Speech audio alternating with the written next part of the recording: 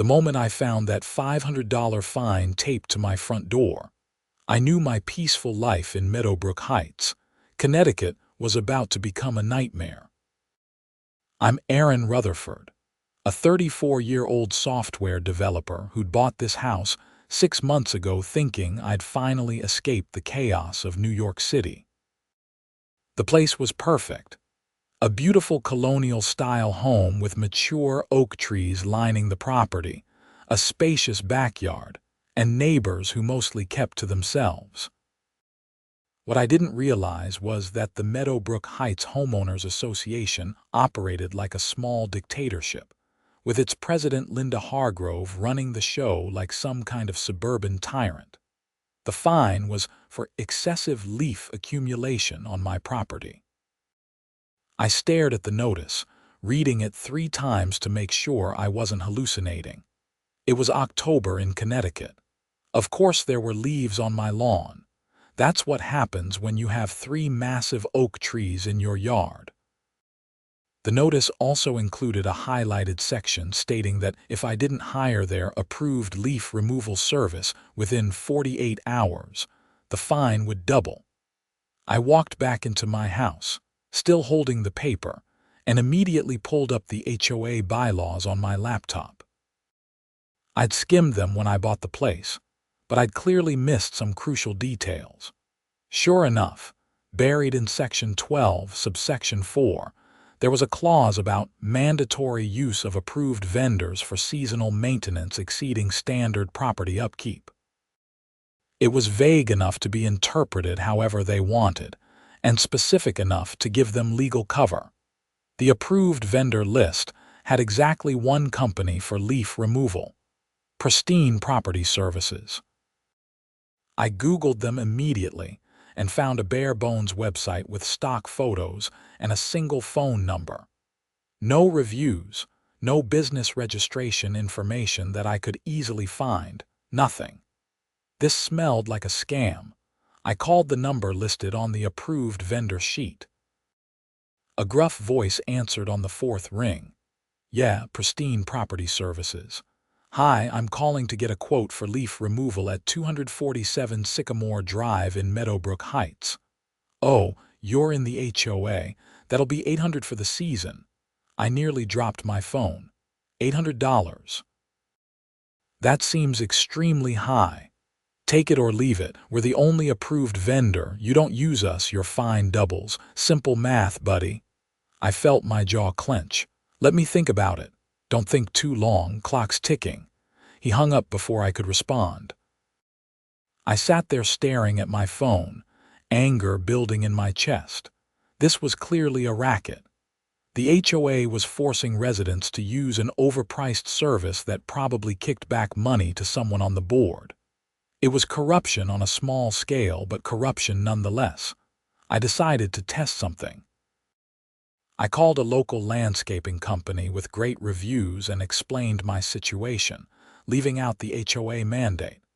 They quoted me $150 for complete seasonal leaf removal, including multiple visits. When I mentioned I lived in Meadowbrook Heights, the guy's tone changed.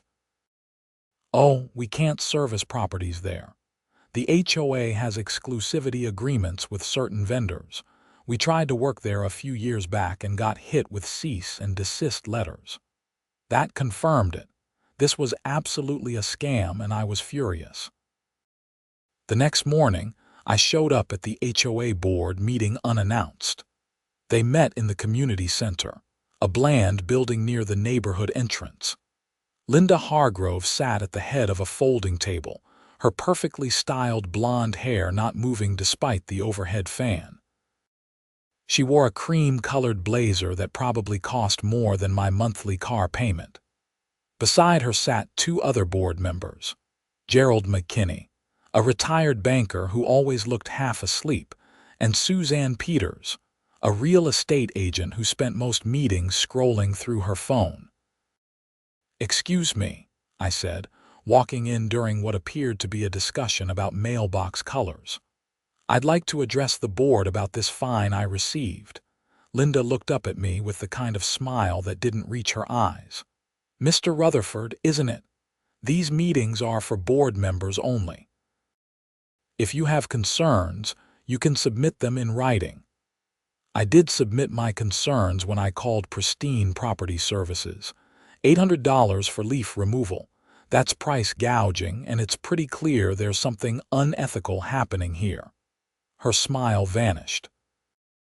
Mr. Rutherford, we have approved vendors for a reason.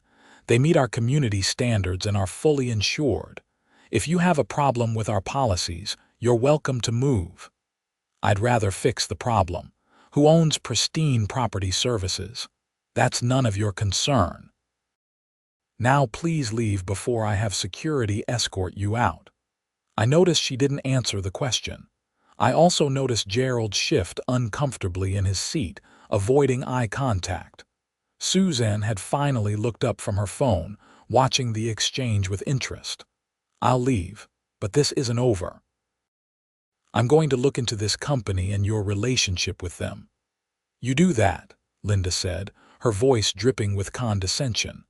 And you have 24 hours left to hire them, or your fine doubles to $1,000. I walked out, my mind racing. Back home, I did what I do best. I started digging into data. As a software developer who specialized in financial systems, I knew how to find information most people missed. I started with business registration databases, LLC filings, and corporate records. It took me about 6 hours, but I found it. Pristine Property Services was an LLC registered to one Margaret Hargrove. That name was too similar to be a coincidence. 20 minutes later, I confirmed that Margaret Hargrove was Linda's sister-in-law, married to her brother Dennis.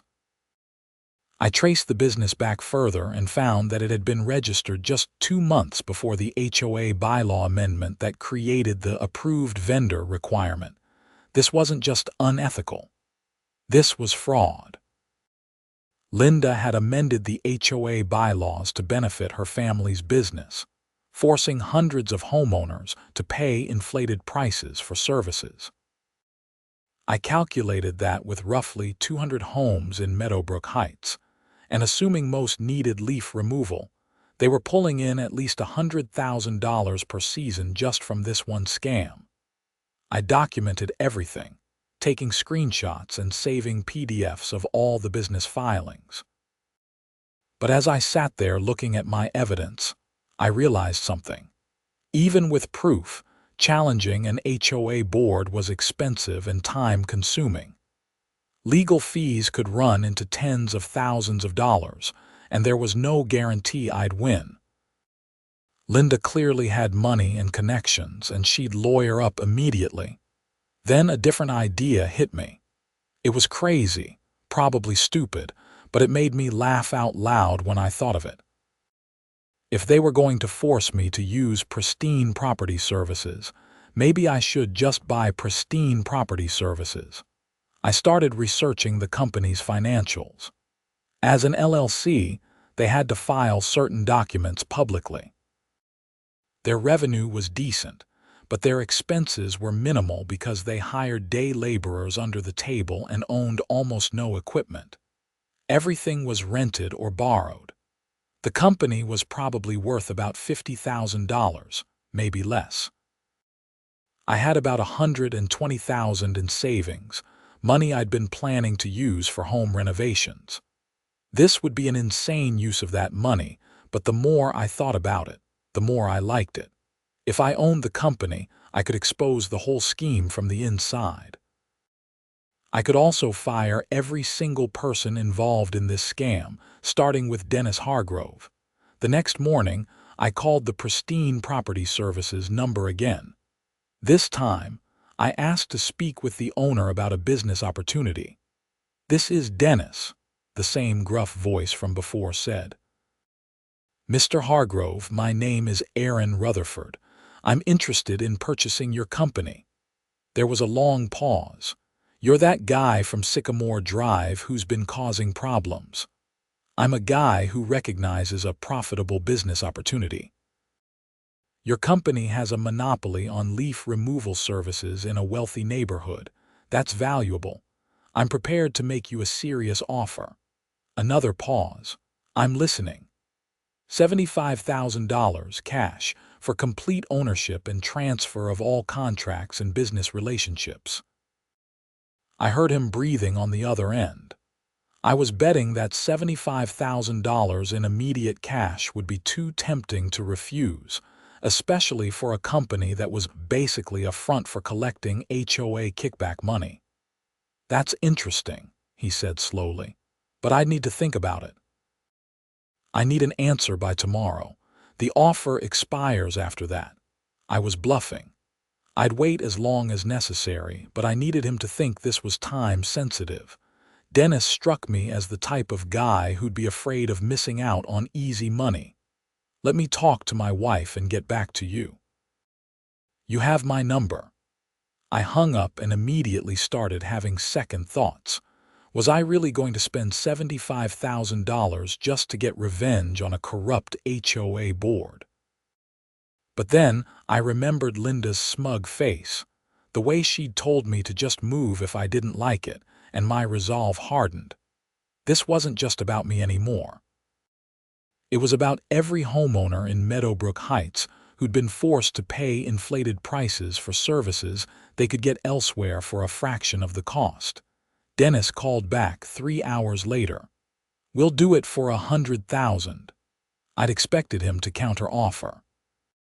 85, and that's my final offer. I can have the cash ready for transfer within 48 hours. He thought about it. 90. 87.5, and I'll throw in a $5,000 consulting fee for you to spend 1 week training me on business operations.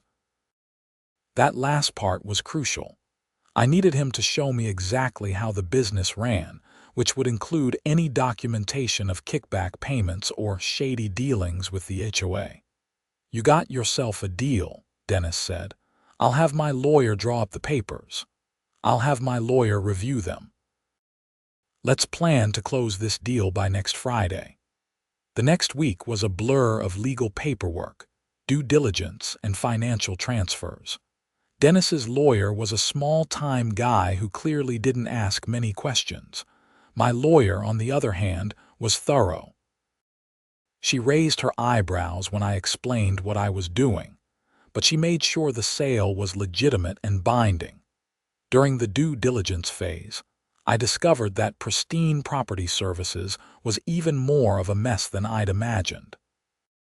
They had no formal employees, just a rotating cast of workers they paid in cash. Their insurance was bare minimum and about to lapse. Their equipment was falling apart. The only thing keeping them afloat was the captive market the HOA provided. Friday came, and I met Dennis at his lawyer's office in Hartford. He was exactly what I'd pictured, a guy in his late 40s with a beer gut, wearing a polo shirt that had seen better days. He avoided eye contact and seemed nervous throughout the signing. When we finished, I handed him a cashier's check for $87,500. He stared at it like he couldn't believe it was real. "Pleasure doing business with you," I said, shaking his hand. "I'll see you Monday morning for training." He nodded, still looking dazed. "Yeah, Monday." As I walked out of that office, I felt a strange mix of excitement and terror. I just spent most of my savings on a barely functional leaf removal company. But I owned it now. Every contract, every business relationship, every piece of documentation. It was mine. Monday morning, I met Dennis at the small warehouse he rented on the outskirts of Meadowbrook. It was barely bigger than a 2-car garage, filled with ancient leaf blowers, rakes, and equipment that looked like it belonged in a museum. "This is it," Dennis said, gesturing around. "We usually hire guys from the Home Depot parking lot when we need them. Pay them $50 a day, cash." I kept my expression neutral, but inside I was horrified. That was illegal on about 5 different levels. Walk me through a typical job. He showed me the scheduling system, which was just a paper calendar on the wall. He showed me the customer list, which was literally a handwritten notebook. And then, almost casually, he showed me the HOA file. "So Linda gets 20% of every job we do in Meadowbrook Heights," he said, pulling out a ledger. "We cut her a check every month through this shell company she set up. That way it doesn't look like the HOA is getting payments directly from us." He was just telling me this, openly admitting to fraud like it was the most normal thing in the world. I took photos of every page in that ledger with my phone, making sure Dennis saw me do it. "Wait, why are you taking pictures of that?" he asked, suddenly nervous. "Documentation. I own this company now, which means I'm responsible for everything. If the IRS or anyone else comes asking questions, I need to know exactly what I'm dealing with." His face went pale. "You're not going to report that, are you?" "That depends." "Are you going to honor your agreement to train me this week?" He nodded quickly. Yeah, of course." Over the next 5 days, Dennis showed me everything. The workers he hired illegally, the corners he cut, the safety violations, all of it. He also showed me the contract the HOA had with Pristine Property Services, which guaranteed them exclusive rights to provide leaf removal, snow removal, and lawn services to the neighborhood in exchange for being the only approved vendor. By Friday, I had everything I needed. I thanked Dennis for his time, handed him the $5,000 consulting fee, and watched him practically run out of the warehouse. He knew he'd made a mistake selling to me. I could see it in his eyes. The moment he left, I got to work. First, I called an employment lawyer and explained the situation with the cash workers. She advised me to immediately stop all illegal hiring practices and set up proper payroll if I wanted to keep the business running. Then I called an accountant who specialized in cleaning up messy small business finances. But my main focus was the HOA situation. I now had documented proof that Linda Hargrove had been receiving kickback payments for years. I had the ledger, I had the contract, and I had Dennis's own explanations on video from when I'd recorded our training sessions on my phone. I decided to make my move at the next HOA board meeting, which was scheduled for the following Tuesday. This time, I didn't just show up. I sent a formal notice to the board that I would be attending and requesting time to speak about vendor relationships and potential conflicts of interest. Linda called me that afternoon. "Mr. Rutherford, what exactly do you think you're doing?" "Exercising my rights as a homeowner to address the board." "Is that a problem? Your complaints about Pristine Property Services are noted, but your fine still stands." "Have you hired them yet?" "Actually, I have. They'll be servicing my property starting next week." I could hear the satisfaction in her voice. "Good. I'm glad you've finally seen reason. Your fine is waived since you've complied. See you Tuesday, Linda." I hung up before she could respond. I spent the weekend preparing my presentation. I printed out copies of the business registration showing Margaret Hargrove as the owner. I printed the ledger pages showing the kickback payments. I printed the exclusivity contract. And I drafted a formal complaint to be filed with the Connecticut Attorney General's office regarding HOA fraud. Tuesday evening, I arrived at the community center 30 minutes early. A few other residents were there, mostly older couples who came to every meeting. Linda, Gerald, and Suzanne were already seated at their table, going through papers. When the meeting started, Linda went through the usual boring business. Approval of last meeting's minutes, discussion of a new stop sign, complaints about someone's fence color. Finally, she got to new business. "Mr. Rutherford has asked to address the board. You have 5 minutes." I stood up and walked to the front of the room, carrying a folder full of documents. "Thank you. I'm here to talk about Pristine Property Services and their exclusive contract with this HOA. Linda's expression tightened slightly. "Mr. Rutherford, we've been through this. Please let me finish. 3 weeks ago, I was fined $500 for leaves on my property and told I had to hire Pristine Property Services. I found this strange, so I investigated the company. I discovered it's owned by Margaret Hargrove, who is married to Dennis Hargrove, who is your brother, Linda." The room got very quiet. The other residents were paying attention now. "That's not illegal," Linda said, but her voice had lost some of its confidence. "We disclosed all potential conflicts of interest. Did you? I've reviewed the meeting minutes going back 3 years. I can't find any disclosure, but that's not the interesting part. The interesting part is what I found when I purchased Pristine Property Services last week." Linda's face went white. "You did what?" I pulled out the bill of sale and held it up. "I bought the company, which means I now have access to all their business records, including this ledger showing monthly payments to you through a shell company. 20% of every job for 3 years. That's about $60,000 in kickback payments, Linda." The room erupted. Residents started talking over each other, asking questions. Gerald looked like he might have a heart attack. Suzanne was staring at Linda with her mouth open. "That's absurd," Linda sputtered. "Those payments were consulting fees for administrative services." "Really? What services?" "Because I have Dennis Hargrove on video explaining that these were kickback payments in exchange for the exclusive contract. I also have the contract itself, which violates Connecticut HOA statutes regarding competitive bidding for service contracts over certain dollar amounts."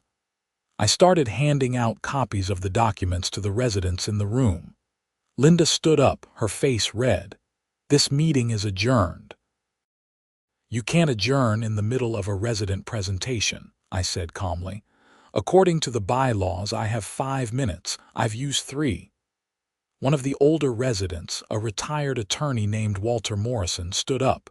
"He's right, Linda. Let him finish." Linda sat back down, looking trapped.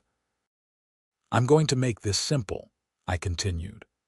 "I'm filing a formal complaint with the Connecticut Attorney General's office regarding fraud and misuse of HOA authority. I'm also filing a civil suit on behalf of all affected homeowners to recover the excess fees we've paid. But I'm offering the board a chance to resolve this before it becomes a legal nightmare." "What do you want?" Linda asked, her voice barely above a whisper. "I want you to resign, effective immediately. I want the HOA to revoke all exclusive vendor contracts and open up competitive bidding. I want refunds issued to every homeowner who was forced to use Pristine Property Services over the past 3 years. And I want a complete audit of the HOA's finances to make sure this is the only scam you've been running." "And if we don't agree?" she asked. "Then I file everything with the Attorney General tomorrow morning, and you'll be dealing with criminal charges for fraud, embezzlement, and corruption. Your choice." The room was silent. Every resident was watching Linda, waiting to see what she would do. Gerald cleared his throat. "Linda, I think we should seriously consider this. If what he's saying is true and he has documentation, we could all be liable." "Shut up, Gerald," she snapped. But it was too late. The facade had cracked. Suzanne was already distancing herself, physically pushing her chair away from Linda. "I had nothing to do with this," Suzanne said. "I just joined the board 6 months ago." Linda looked around the room and realized she was alone. Her shoulders slumped. "Fine, I'll resign, but I'm not admitting to anything illegal." "The resignation is enough for now," I said. "The Attorney General can decide about the rest." Walter Morrison stood up again. "I move that we accept Linda Hargrove's resignation and open an immediate investigation into all HOA vendor contracts and financial dealings." "I second that," another resident called out. Gerald, looking relieved to have a way out, quickly called for a vote. It was unanimous. Linda gathered her papers and walked out without another word. The meeting continued for another hour, with residents asking questions and demanding answers. It was decided that Walter Morrison would serve as temporary board president while new elections were organized. He also requested that I provide all my documentation to an independent auditor. As I drove home that night, I felt exhausted but satisfied. I'd done it. I'd taken down a corrupt HOA board president and exposed a fraud scheme. But I still owned a barely functional leaf removal company, and I needed to figure out what to do with it. Over the next few weeks, things moved quickly. I turned over all my evidence to both the HOA's independent auditor and to the Connecticut Attorney General's office. The auditor confirmed that Linda had received approximately $63,000 in kickback payments over 3 years. The Attorney General's office opened a criminal investigation. Meanwhile, I had to deal with Pristine Property Services. I hired a proper business manager, a guy named Marcus Chen who'd run several successful landscaping companies. Together, we cleaned up the business. We hired legitimate employees with proper payroll and benefits. We invested in decent equipment. We dropped our prices to reasonable rates, which meant we lost the exclusivity contract with the HOA, but that was exactly what I wanted. The funny part was, even with competitive bidding, we got about 40% of the leaf removal contracts in Meadowbrook Heights that fall. Turns out when you charge fair prices and do good work, people want to hire you. Who knew? I also hired a new crew, firing the supervisors who'd been working with Dennis and knew about the illegal practices. Most of them left quietly, probably afraid I'd report them too. I kept it clean though. I just wanted to move forward.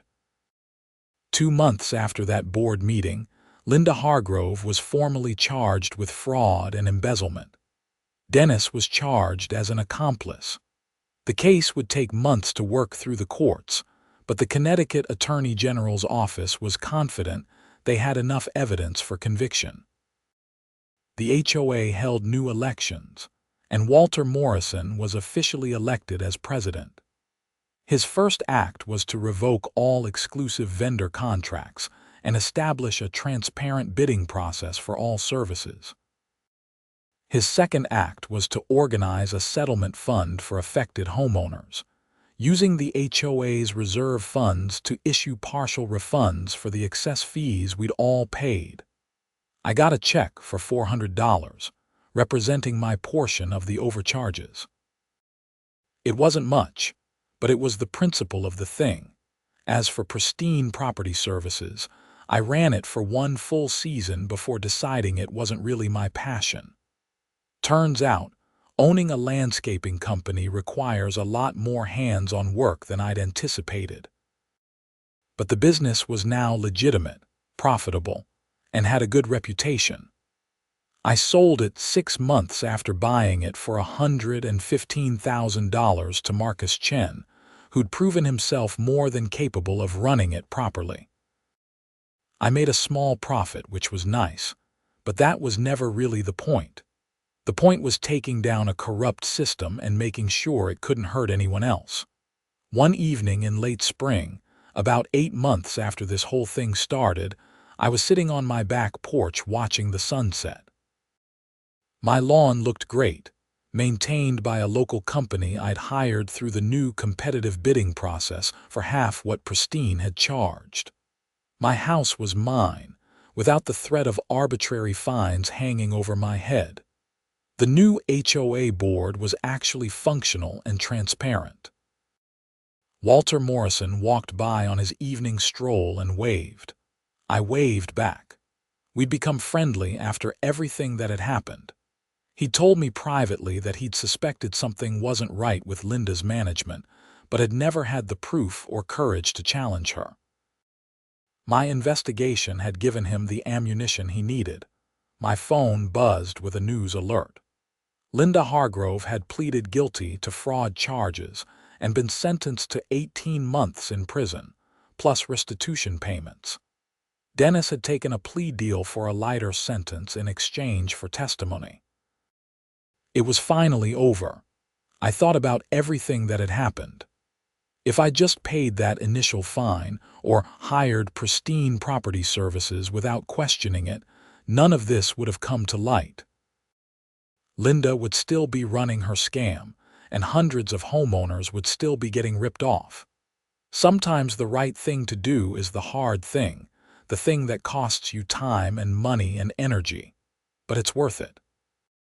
My neighbor, an elderly woman named Dorothy who'd lived in Meadowbrook Heights for 30 years, came over carrying a plate of cookies. She was one of the residents who'd been at that crucial board meeting.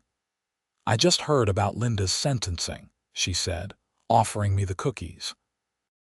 "I wanted to thank you again for what you did." She'd been pushing people around for years, and nobody had the backbone to stand up to her. "I just got lucky," I said, taking a cookie.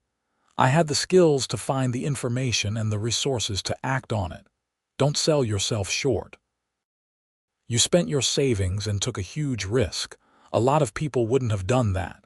She patted my arm. "You're good people, Aaron." After she left, I sat there eating cookies and thinking about what she'd said. I had taken a risk, a huge one. Buying that company could have backfired spectacularly. Linda could have had better lawyers, or I could have failed to find evidence of wrongdoing, or any number of things could have gone wrong. But they didn't. Sometimes you have to trust your instincts and fight for what's right, even when it seems crazy. I pulled out my laptop and checked the Meadowbrook Heights HOA website. Walter had completely redesigned it, making all financial records transparent and accessible to residents. I could see every expense, every vendor contract, every decision made by the board. It was exactly what an HOA should be, a democratic organization serving the interests of homeowners, not a fiefdom for someone's personal enrichment. The bylaws had also been amended, with new oversight mechanisms to prevent future corruption. Any board member with a financial interest in a vendor had to recuse themselves from related votes.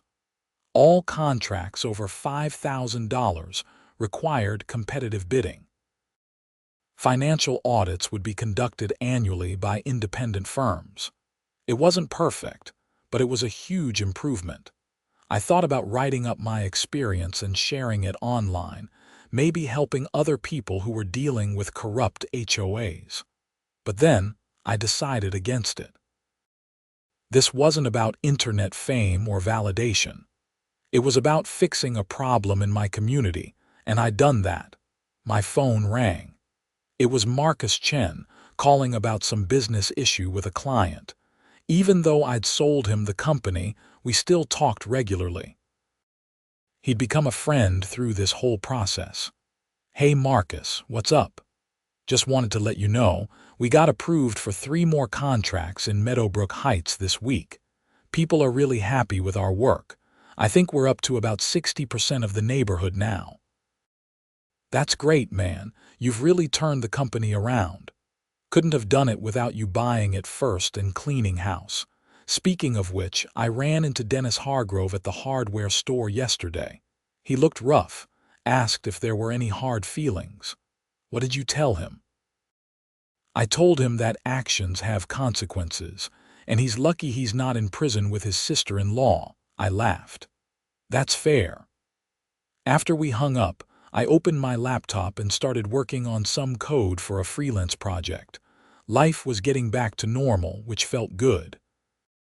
The leaves would fall again next autumn, and I'd hire someone to remove them at a fair price through a transparent process. The HOA would function properly, serving homeowners instead of exploiting them. And Linda Hargrove would be in prison, thinking about her choices. Sometimes justice works exactly the way it should. A few weeks later, I attended my first HOA board meeting as a member. Walter had convinced me to run for Gerald's vacant seat after Gerald resigned due to health issues. I'd won easily, mostly because everyone in the neighborhood knew my story by now. We discussed mundane things, approving the budget for new playground equipment, reviewing bids for repaving the community center parking lot, addressing a complaint about someone's barking dog. It was boring in the best possible way. This was what an HOA should be. A group of neighbors working together to maintain common areas and solve shared problems, not a vehicle for personal enrichment. After the meeting, a young couple approached me. They just moved into the neighborhood and had heard about what happened. We were actually going to buy in a different development, the husband said. But when we heard about the reforms here and how the community stood up to corruption, we chose Meadowbrook Heights instead. It says a lot about a place when people are willing to fight for what's right, his wife nodded. Our realtor told us the whole story. It's actually kind of inspiring. I felt embarrassed by the praise but also proud. What I'd done had mattered, not just for existing residents but for the future of the community. Driving home that night, I passed the spot where Pristine Property Services used to have their small warehouse. It was empty now. Marcus had moved operations to a better facility on the other side of town. The building looked abandoned and sad, a monument to a failed scam. I thought about Linda Hargrove sitting in prison. Did she regret what she'd done? Did she understand that her greed had destroyed her reputation and freedom? Or did she just resent getting caught? I'd probably never know, and truthfully, I didn't care. What mattered was that she couldn't hurt anyone else.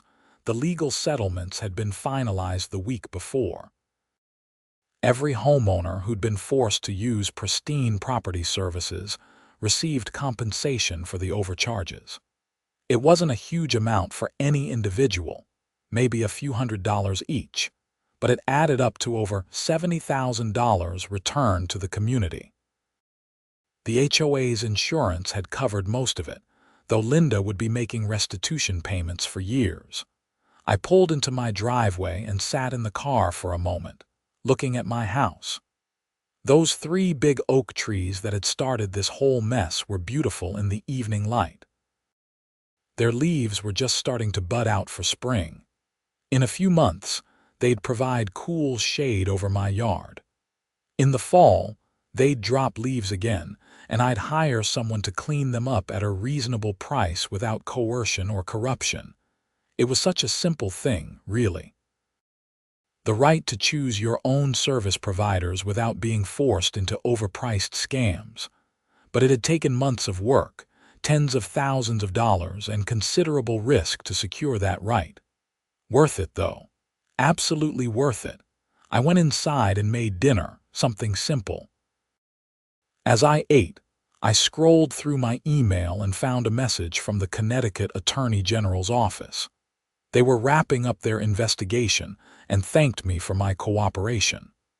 The case against Linda and Dennis had been solid largely because of the documentation I'd provided.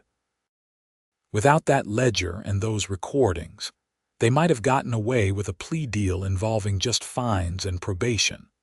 I also had an email from Walter Morrison about an upcoming town hall meeting to discuss further HOA reforms.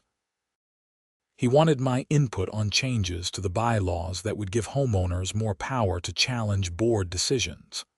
I typed out a quick response agreeing to help. As I got ready for bed that night, I reflected on how much my life had changed in less than a year.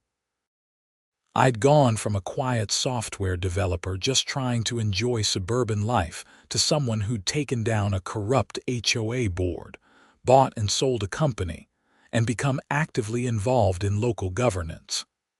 It wasn't what I'd planned, but it felt right. The next morning, I woke up to my phone ringing. It was a number I didn't recognize. "Is this Aaron Rutherford?" a woman's voice asked. "Yes, who's this?" "My name is Jennifer Blackstone.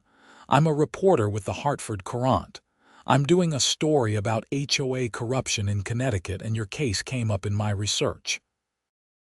Would you be willing to talk to me? I hesitated. Part of me wanted to just move on and forget the whole thing, but another part recognized that sharing this story might help other people dealing with similar situations. Sure, I can talk. We scheduled an interview for later that week. When we met at a coffee shop in Hartford, Jennifer turned out to be a serious investigative journalist who'd been tracking HOA issues across the state for months. My case was one of several she was examining, but it was the most clear-cut example of fraud she'd found. "What made you decide to buy the company?" she asked, her recorder running on the table between us. Honestly, it started as anger, but it became about having leverage and information. I knew challenging the HOA directly would be expensive and difficult. Owning the company gave me access to proof I couldn't have gotten otherwise. That's a pretty bold move. Most people would have just paid the fine or maybe filed a complaint. Most people probably don't have the savings to buy a company on a whim, I admitted. I was lucky in that sense. I had the resources to take the risk. "Do you think Linda Hargrove would have gotten away with it if you hadn't intervened?" I thought about that. Probably. She'd been doing it for 3 years already. Without someone willing to dig deep and push back, she could have kept going indefinitely. The interview lasted about an hour. Jennifer asked thoughtful questions about HOA governance, the legal process, and what reforms I thought were necessary. When we finished, she thanked me and said the story would run in a few weeks. True to her word, the article appeared 3 weeks later on the front page of the Hartford Courant's Sunday edition. It was titled, "How One Homeowner Exposed HOA Corruption by Buying the Company at the Center of the Scam." The story detailed everything that had happened, from that first fine to Linda's conviction. The response was immediate and overwhelming. My email inbox filled with messages from homeowners across Connecticut and beyond who were dealing with similar issues. Some were asking for advice. Others just wanted to share their own horror stories about HOA corruption and abuse of power. I spent hours responding to people, offering what guidance I could. I wasn't a lawyer, but I could share the lessons I'd learned. Document everything, know your rights, don't be afraid to challenge authority when something seems wrong, and build coalitions with other affected homeowners. One email particularly stood out. It was from a guy in Massachusetts who'd been dealing with a similar situation involving forced use of an overpriced landscaping company. After reading my story, he'd investigated and found similar kickback arrangements. He was now working with his state attorney general to file charges. "Your story gave me the courage to fight back," he wrote. "I thought I was crazy for questioning the HOA. Now I know I'm right." That email made everything worth it. The stress, the money, the risk, all of it. If my experience helped even one other person stand up to corruption, then it mattered. The story also caught the attention of state legislators. A representative from my district reached out asking if I'd be willing to testify in support of proposed HOA reform legislation. The bill would require greater transparency in HOA governance, establish clearer procedures for challenging board decisions, and create stricter penalties for financial misconduct by board members. I agreed immediately. A month later, I found myself in the Connecticut State Capitol building, sitting at a table in front of the Housing Committee, telling my story to a room full of legislators and interested citizens. It was nerve-wracking, but important. "The problem isn't just individual bad actors like Linda Hargrove," I told the committee. "The problem is a system that makes it too easy for HOA boards to abuse their power and too difficult for homeowners to fight back. We need better oversight, clearer rules, and real accountability." The committee members asked questions and took notes. I couldn't tell if they were actually interested or just going through the motions, but at least they listened. Other homeowners testified too, sharing their own experiences with HOA overreach and misconduct. The cumulative weight of all those stories was powerful. The bill eventually passed, though in a somewhat watered-down form. It wasn't perfect, but it was progress. Starting the following year, HOAs in Connecticut would face new reporting requirements, mandatory independent audits, and clearer procedures for homeowner challenges to board decisions. It was something. Meanwhile, back in Meadowbrook Heights, life continued to improve. The new HOA board under Walter's leadership was functioning well. Community engagement was up, with more homeowners attending meetings and participating in decisions. The neighborhood felt more like an actual community rather than a collection of houses ruled by a dictator. I continued serving on the board, focusing mainly on financial oversight. My background in software development made me good at analyzing budgets and tracking expenses. We implemented new accounting systems and controls to prevent future misconduct. It was boring work, but necessary. One evening in late fall, almost exactly a year after I'd received that first fine, I was raking leaves in my yard. Yes, raking them myself. I decided I didn't need to hire anyone for such a simple task. It was actually kind of peaceful, the repetitive motion and the smell of autumn air. A car pulled up and Marcus Chen got out. He was in the neighborhood checking on his crews. "Need a hand?" he asked, grinning. "I think I've got it," I said. "How's business?" "Good, really good actually. We're expanding into 2 more towns next season." Turns out, running an honest business at fair prices is a viable strategy. Who knew? We both laughed. He helped me finish the leaves anyway, and we talked about how much had changed in a year. Pristine Property Services, now run legitimately, was thriving. The HOA was functioning properly. Linda was in prison. Justice had been served. "You ever regret it?" Marcus asked as we bagged the last of the leaves. "Spending all that money and time on this," I thought about it. "No, not for a second. It was the right thing to do and it worked out." That doesn't always happen, but it did this time. You're kind of a legend around here, you know. People talk about the guy who bought a company just to take down a corrupt HOA board. I hope they also talk about the importance of community involvement and holding leaders accountable, I said. They do, actually. Voter turnout for the last board election was like 3 times higher than usual. People are paying attention now. After Marcus left, I stood in my yard looking at the neat bags of leaves lined up for collection. My property looked good. More importantly, I felt good. Not because of any recognition or praise, but because I'd seen a problem and fixed it. That's all any of us can really do. Identify what's wrong in our little corner of the world and work to make it right. The following spring brought more changes. Walter Morrison decided not to run for re-election as HOA president, saying he'd served his purpose as a transitional leader and wanted to see fresh perspectives on the board. A younger woman named Patricia Howard ran and won, bringing new energy to the position. She was an attorney who specialized in nonprofit governance, which made her perfect for the role. I chose not to run for re-election either. I'd done what I needed to do, and it was time to let others carry the torch. I'd remain involved as a concerned homeowner, but I didn't need to be on the board anymore. On my last day as a board member, Patricia pulled me aside after the meeting. "I just want you to know, what you did set the standard for what this community should be. You didn't have to go through all that trouble.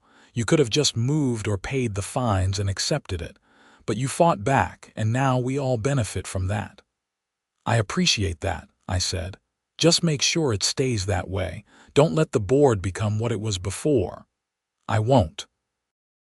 "None of us will. You taught us that we have power if we're willing to use it." Walking home that evening, I felt a sense of closure. The saga that had started with a $500 fine taped to my door had ended with real, lasting change. Linda Hargrove was in prison. Dennis had served his sentence and moved out of state. The HOA was reformed and functioning properly. Pristine Property Services was a legitimate business providing good jobs and honest services. And me. I was just a guy living in a nice house in Connecticut, working as a software developer, serving my community. Exactly what I'd wanted when I moved here, but now with the satisfaction of knowing I'd made a real difference. The oak trees in my yard had new leaves, bright green and full of life. They'd drop again in the fall, and I'd deal with it then. Maybe hire Marcus's company, maybe rake them myself. The point was, it would be my choice, made freely without coercion or corruption. That's all any of us really want, the freedom to make our own choices without being exploited. And sometimes, fighting for that freedom requires doing something crazy like buying a company and exposing a fraud scheme. But it's worth it. Every single time, it's worth it. As I sat on my porch that evening, watching the sun set over Meadowbrook Heights, I thought about all the people who'd reached out after the Hartford Courant article. All those homeowners dealing with corrupt HOAs, feeling powerless and alone. I hoped my story had given them courage. I hoped they understood that change was possible if you were willing to work for it. The world is full of little tyrants running their little kingdoms, whether it's an HOA board, a small business, a community organization, whatever. They thrive on people's apathy and fear. They count on nobody challenging them.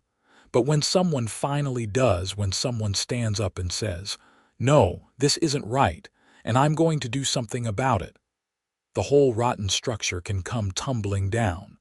That's what happened here.